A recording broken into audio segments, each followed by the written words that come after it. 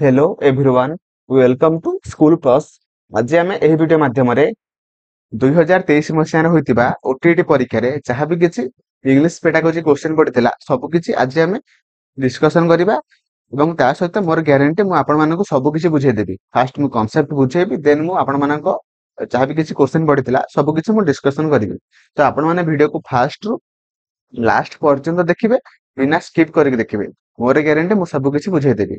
तो जदि आपण माने एबे पर्यंत वीडियो को लाइक करनांते लाइक कर देबे, चैनल को सब्सक्राइब कर देबे एवं आपण मानकु वीडियो केमिति लागिला मते कमेंट रे जणाइबे।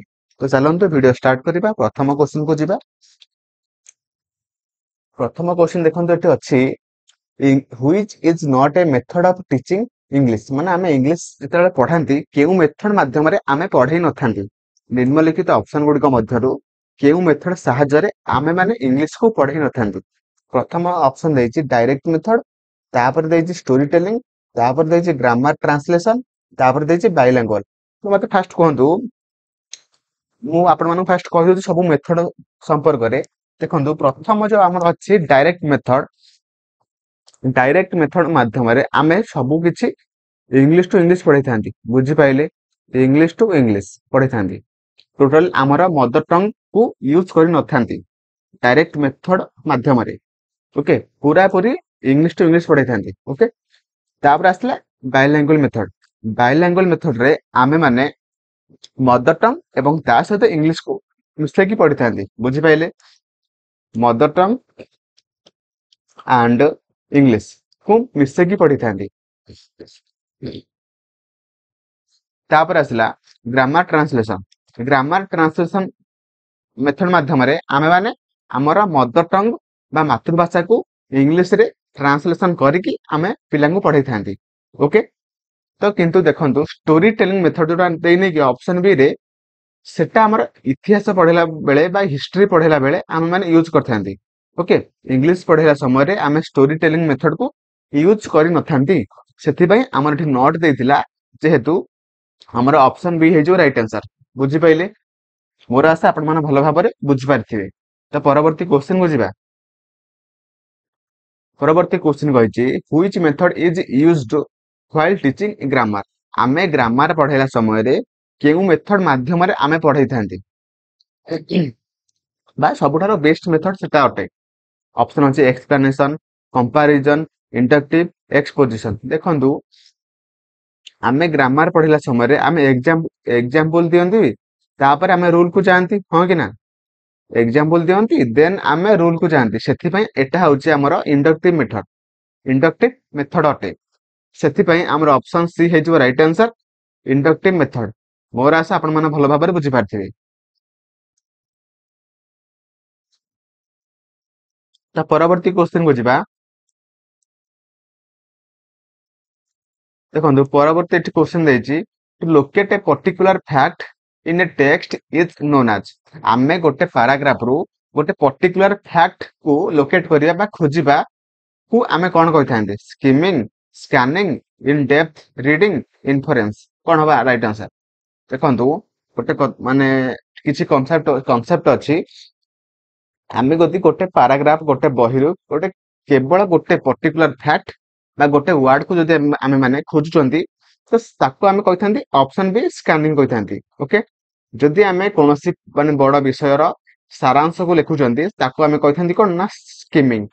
ओके, एठी किंतु राइट आंसर कोन हबो ना हमर स्कैनिंग। ओके, कारण आमे गोटे पर्टिकुलर फैक्ट को आमे लोकेट करछंती बा खोजुचंती सेति पई हमर option B is right answer scanning. Okay, तो परवर्ती क्वेश्चन को जिबा। परवर्ती क्वेश्चन कहिछि व्हिच स्किल्स आर प्रोडक्टिव। देखंतु हमर चारोटी स्किल अछि जोटा कि L A S R W.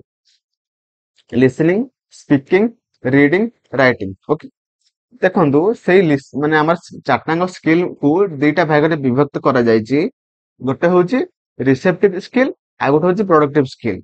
हमर रिसेप्टिव स्किल होछि के ना लिखुछि रिसेप्टिव स्किल हमर के ना हमर लिसनिंग हे जिवो एंड रीडिंग हे जिवो। किंतु हमर प्रोडक्टिव स्किल आउ के रहले ना स्पीकिंग रहला एंड राइटिंग रहला। सेटा होछि हमर राइट आंसर जोटा कि ऑप्शन सी हे जो right answer speaking and writing जोटा कि गोटे गोटे प्रोडक्टिव स्किल अटे। ओके, तो मोर आशा बुझी पारथिबे एवं आपण माने टिके मने रखि दियंतु कि रिसेप्टिव स्किल कोउटा कोउटा जोटा कि लिसनिंग एंड रीडिंग। ओके, तो परवर्ती क्वेश्चन को जिबा। देखंतु एठी कहिछि रीडिंग अलाउड हेल्प्स इन। आमे गोटे माने बड़ पार्टी इंग्लिश को पढ़िबा द्वारा हमरा कोन भलो होइतै बा हमरा कोन माने इंक्रीज होइतै बा इंप्रूव होइतै। ऑप्शन अछि pronunciation, comprehension, sense grouping, pronunciation and sense grouping. तो कोन हबा राइट आंसर? देखंतु ऑप्शन डी है जो राइट आंसर। देखो आम बड़ पार्टी पढ़ा माने पढ़िबा द्वारा आमर माने प्रोनाउंसिएशन पूरा भल होता है एवं ता सहित आमर एकाग्रता सेंस ऑफ ग्रुपिंग मध्ये आमर इंप्रूव होता है। सेथिपाई ऑप्शन डी है जो राइट आंसर। ओके, जोटा कि साहित्य पेडागोजी एवं इंग्लिश पेडागोजी पाखापाखि समान। ओके, ସେଥିରେ ଯାହା ପଢିବେ ଓଡିଆରେ ପଢିବେ, ଏଠି କିନ୍ତୁ ଯାହା ପଢିବେ ଆପଣ ମାନେ ଇଂଲିଶ ରେ ପଢିବେ, କିନ୍ତୁ ପାଖାପାଖି ସବୁ ସମାନ। तो परवर्ती क्वेश्चन को जिबा। परवर्ती क्वेश्चन कहिछि major focus in poetry, major focus in poetry lesson is.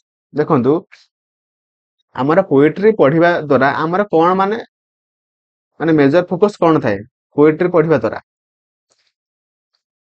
Option अछि कॉम्प्रिहेंशन, म्यूजिक, एप्रिसिएशन, रिसाइटेशन। तो कोन होबा राइट आंसर?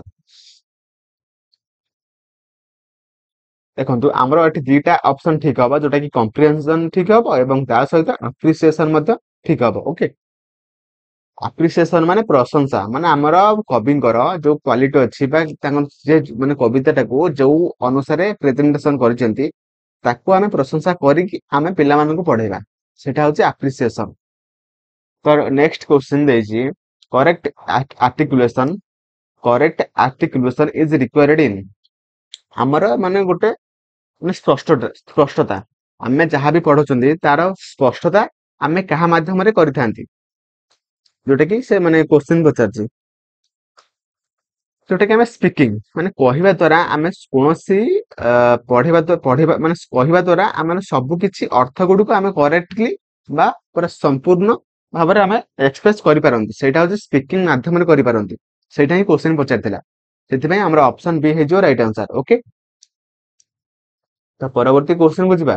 परवर्ती क्वेश्चन कहिछि receptive skill are also called as. Receptive skill आमे आउ कोन कहिथांती माने रिसेप्टिव स्किल को आमे आउ कोन कहिथांती? देखंतु मो सब किछि आपण मानन कहि दउछि। मु फास्ट कोन कहली ना, मु कहली हमर गोटे अछि हमर चारोटे स्किल अछि, बुझि पाइले? चारोटे स्किल अछि, ता मध्यरु आमे कोन कले ना दुईटा भाग रे विभक्त कले। हमर फास्ट के आसला ना, हमर के आसला ना हमर रिसेप्टिव स्किल एंड आउ गोटे आसला कि ना हमर productive skill. Okay, productive skill तो आमे रिसेप्टिव स्किल को आमे कहिथांती कोन ना पैसिव स्किल। ओके,